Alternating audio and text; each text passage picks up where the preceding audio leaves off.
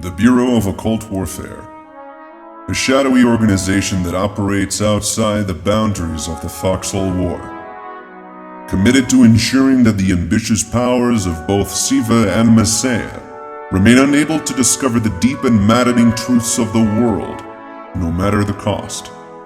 Through this effort, the Bureau hopes to prevent the two countries from ever weaponizing what they would undoubtedly find powers so great that would surely lead the world to utter and complete annihilation. A long time ago, the members of Bravo Squadron were soldiers for one of the belligerent nations of the Foxhole War.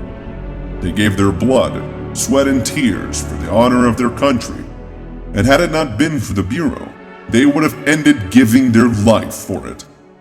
The Bureau found them and rescued them for their abilities and skills, but it recruited them because they represented the promise of something much bigger than a single soldier, much more important than a single mission. They represented the promise of a better tomorrow, free from the fear of today. They are agents of the Bureau of Occult Warfare.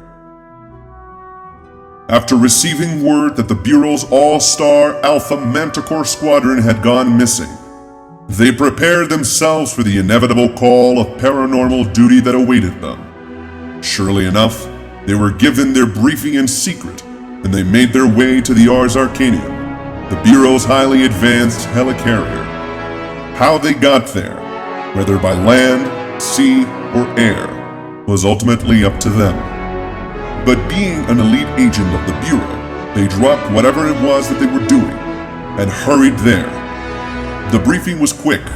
They barely had time to run the plan over in their head as they headed down to the Ars Arcanium's top deck, where a transport plane awaited them and their Bravo team squadmates.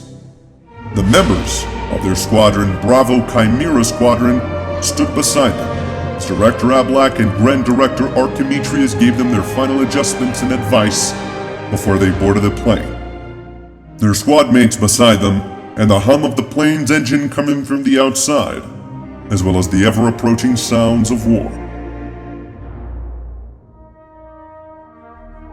However, this mission would also be their last.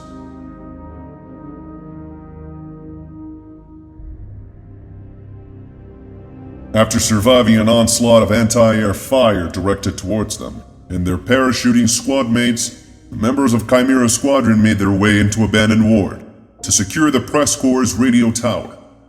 There, they rescued Press Corps reporter Robert Spark, who had been taken hostage by members of the mysterious Cult of Lambda, who, according to Director Ablak of the Bureau, was the group of interest that the mission was centered on.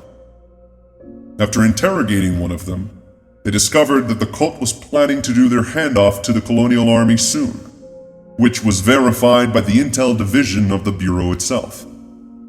As they headed outside, they were greeted with a haunting scene. A three-way crossfire between members of the Wardens, the Colonials, and the Cult of Lambda. Something had gone terribly wrong. Several soldiers from all sides died within the first few seconds of the conflict, but it wasn't until the Cult of Lambda showed its hand that things went from bad to horrible. Two titanic, enigmatic figures appeared, as if out of nowhere, and immediately attacked the members of the Bureau. Just as one of the squad members was about to die, a massive explosion engulfed the city of Abandoned Ward, leaving nothing but dust and some ruined buildings. It's here that our story resumes, in the middle of a crater, where something or someone has survived.